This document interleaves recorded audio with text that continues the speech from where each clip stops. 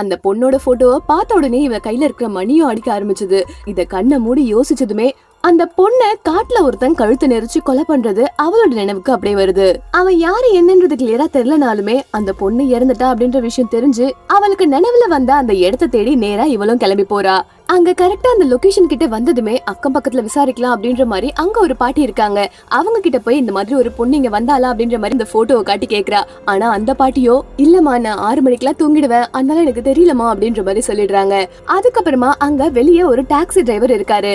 அவர்கிட்ட போய் ஏதாவது கேட்டா க்ளூ கிடைக்குதா அப்படின்ற மாதிரி நினைச்சிட்டு அவர்கிட்ட போய் கேட்க போறா. இந்த மாதிரி நேத்து ஏதாவது ஒரு சத்தம், ஏதாவது பொண்ணு கத்துற மாதிரி சவுண்ட் ஏதாவது கேட்டுதா அப்படின்ற மாதிரி கேக்குறா. உடனே அவரும் இல்லன்னு சொல்றாரு. அப்புறமா அவர் இன்ட்ரெஸ்டா ஏதோ அவரோட கார்ல வேலை செஞ்சுட்டு இருக்காரு. இன்னொரு பக்கம் இன்னொரு ஆபீசரும் அந்த பொண்ணு கடைசியா எங்க இருந்தாலும் அந்த சிசிடிவி ஃபுட்டேஜ பாத்துட்டு இருக்காரு.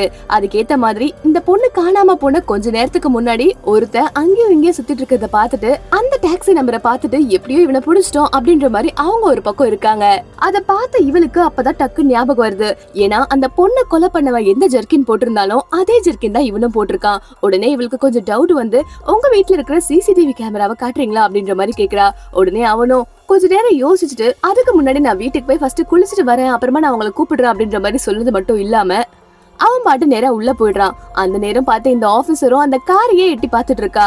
அத வந்து வீட்டுல இருந்து பார்த்த இவனும் இவளை ஏதாவது பண்ணணும்னு சொல்லி பிளானும் போட்டுடுறான். அதுக்கப்புறம் கொஞ்ச நேரம் கழிச்சு அவளையும் வீட்டுக்குள்ள கூப்பிடுறான். இந்தாங்க சிசிடிவி கேமரா பாருங்க அப்படின்ற மாதிரி அவளோட லேப்டாப்ப காட்டுறான். அங்க போய் உட்காந்து லேப்டாப்ல அப்படியே பாக்கலான்ட்டு ஆரம்பிக்கிறா.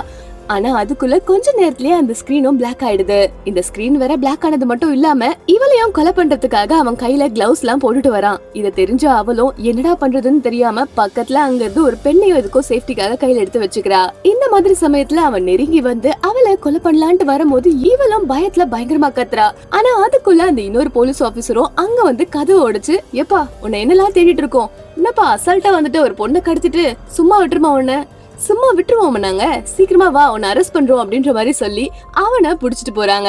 அந்த நேரம் பார்த்து அந்த இன்னொரு ஆபீசரும் இவகிட்ட நான் இந்த கேஸை இன்வெஸ்டிகேட் பண்ணி இவனை கரெக்டா ட்ராக் பண்றதுக்கு 4 நாள் ஆச்சு, ஆனா நீ எப்படி கரெக்டா இந்த இடத்துக்கு வந்த அப்படின்ற மாதிரி அவளை போட்டு நோண்டிட்டு இருக்காரு.